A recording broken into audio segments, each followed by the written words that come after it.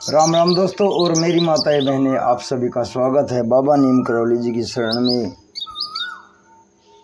और आप सभी का स्वागत है मेरी माता रानी और सभी देवों की शरण में। जय माता की जय, बाबा नीम करौली महाराज जी। ओम श्री सर्वदेवाय नमः। दोस्तों और मेरी माताएं बहनें, आप सभी के लिए अर्जी लगाता हूँ प्रभु की शरण में।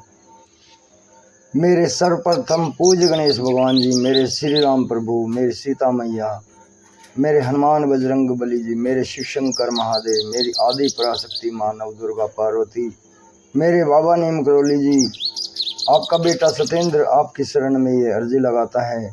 जो भी मेरा भाई मेरी माताएं बहनें आपकी ये महिमा सुनते हैं, उनके सभी कष्ट दूर करो भगवान।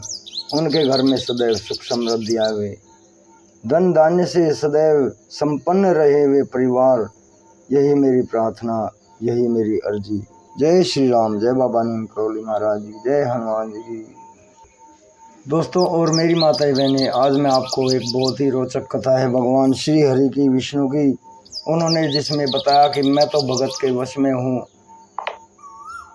वो मैं आपको सुनाता हूँ, आपके साथ साझा करता हूँ। सभी देवों के आशीर्वाद सहित आपके सभी संकट, सभी कष्ट दूर करें मेरे प्रभु, यही मेरी प्रार्थना। दोस्तों और मेरी माताएं बहनें, बहुत समय पहले की बात है। किसी नगर में एक ब्राह्मण और ब्राह्मणी रहा करते थे। उनके कोई औलाद नहीं थी, वे निसंतान थे। इस वजह से वे बहुत ही चिंतित रहा करते थे। वे जगह जगह औलाद के चक्कर में घूमते फिरते, लेकिन कहीं से वैद्य हकीम से कोई भी आराम नहीं लग रहा था।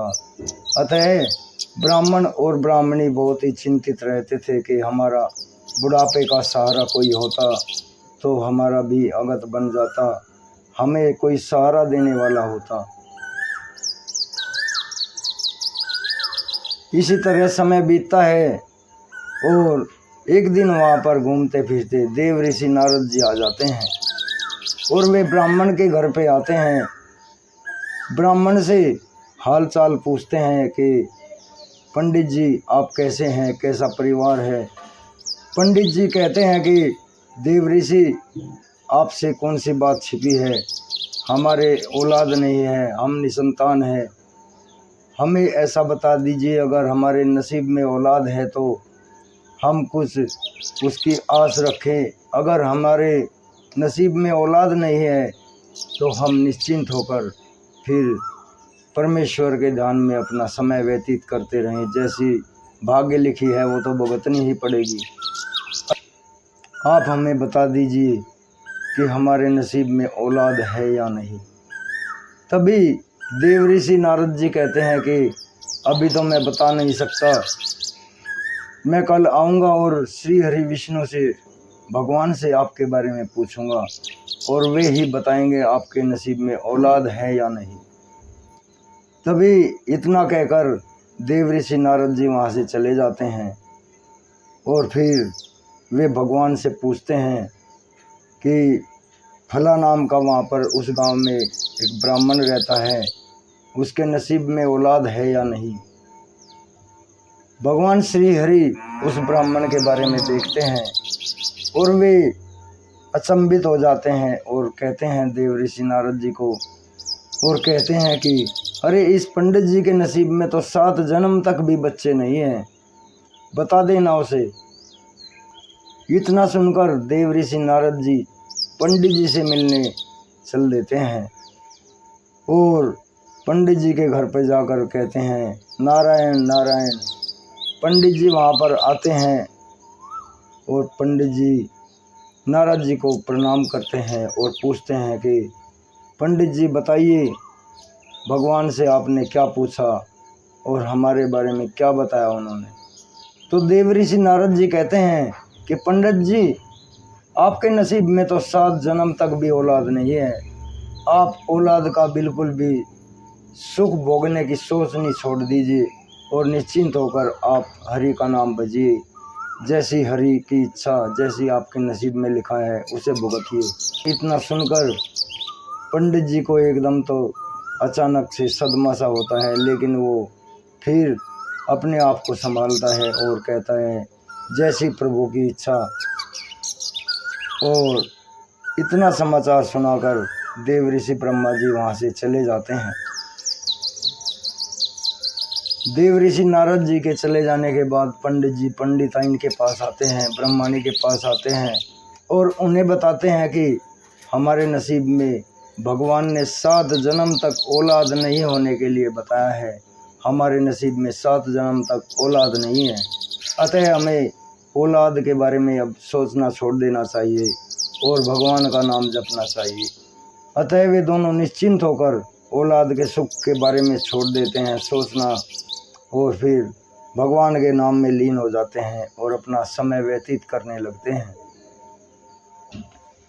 फिर कुछ समय बीतता है और पंडित जी के द्वार पर एक साधु आते हैं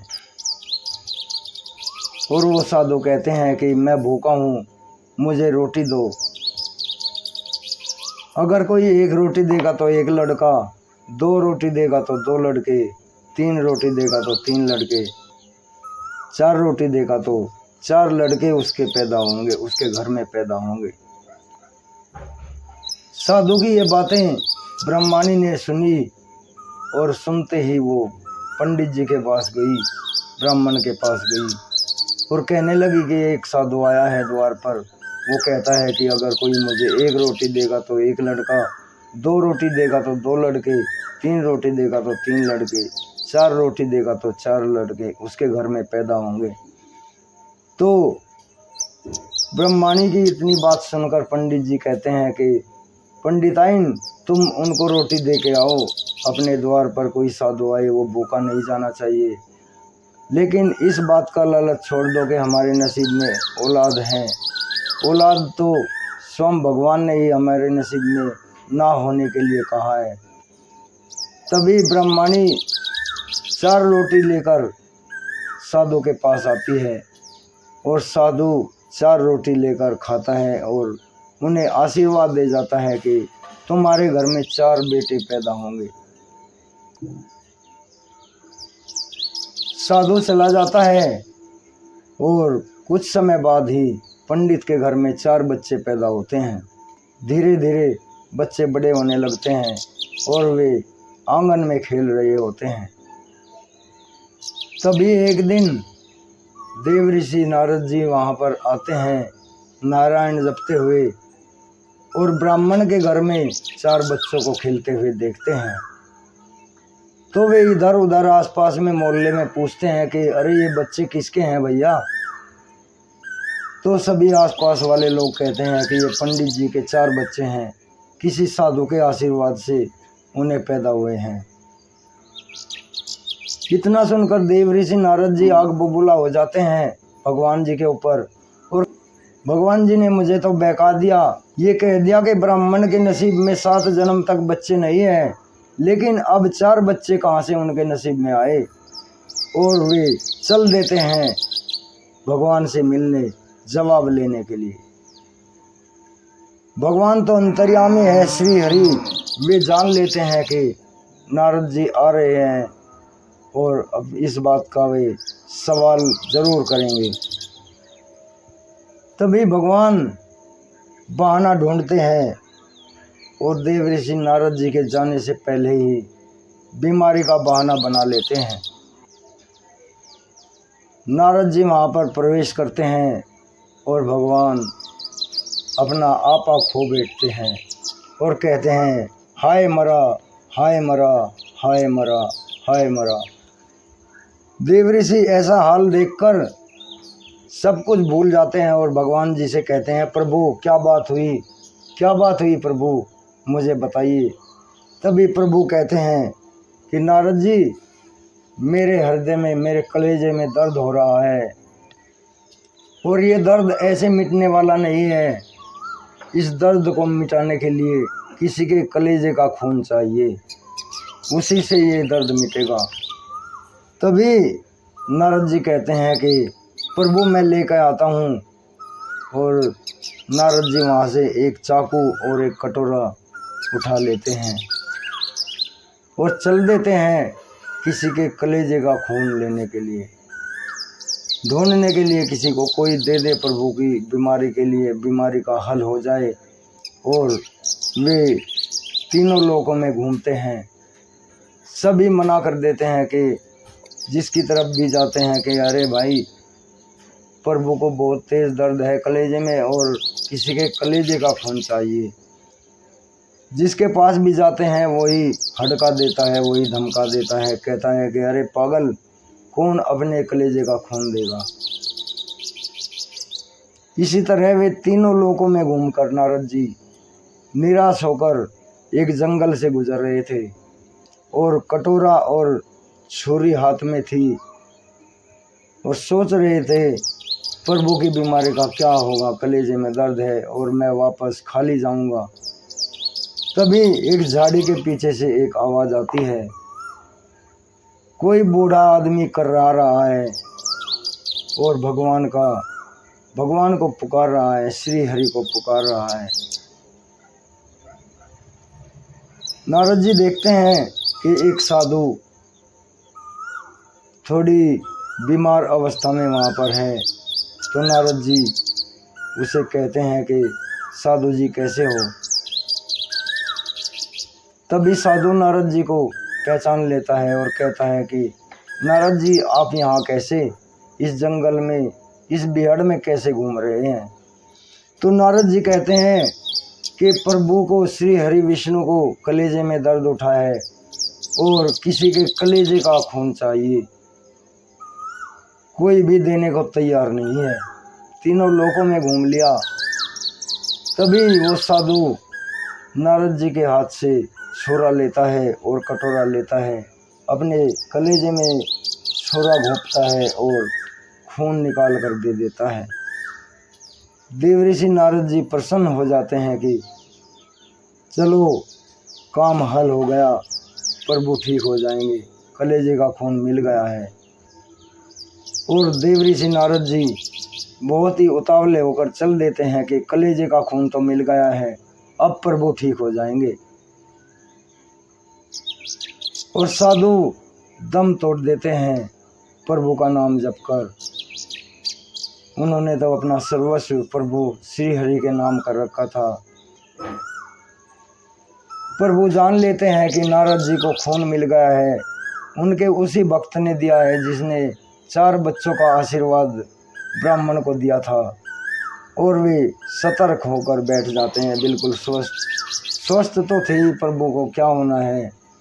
और देवऋषि नारद जी कलेजे का खून लेकर प्रभु के सामने जाते हैं और कहते हैं कि प्रभु ले आया, मैं कलेजे का खून ले आया। तभी श्री हरि भगवान विष्णु जी कहते